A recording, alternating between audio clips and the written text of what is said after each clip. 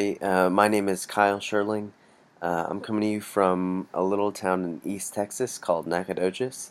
It's a little university town. It's where I did my undergrad, and I just kind of stuck around and got a job here and met a lady who's now my wife. And yeah, so um, I my career aspirations. I would love to teach in a seminary or Bible college someday, and to do New Testament scholarship. And so that is, a lot of the reason that I'm at Fuller is I started the MAT program, and my focus is in biblical languages, and so yeah, so that's the long-term goal, and so I'm just working hard, and hopefully the Lord will bless that. So um, yeah, my favorite way to interpret Scripture, uh, um, I my undergrad was in history, and so I have a desire to always understand the text of Scripture within their historical context, and particularly um, the cultural nuances of that context. And so I really fell in love with cultural history while I was in school because I just felt like it filled out the picture uh, of the humans of the human beings, and all their struggles and all their desires and all their hopes.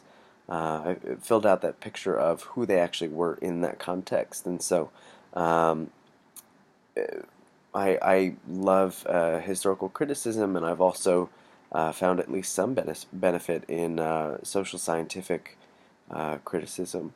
Um, and then I also really love intertextuality, or interpreting the Bible intertextually, not so much in the post-structural um, understanding of that, but kind of in the more historically based, or looking at the New Testament writers in particular as interpreters of Scripture, and so um, yeah, I kind of got my start in reading New Testament scholarship with Richard Hayes and Francis Watson and people like that.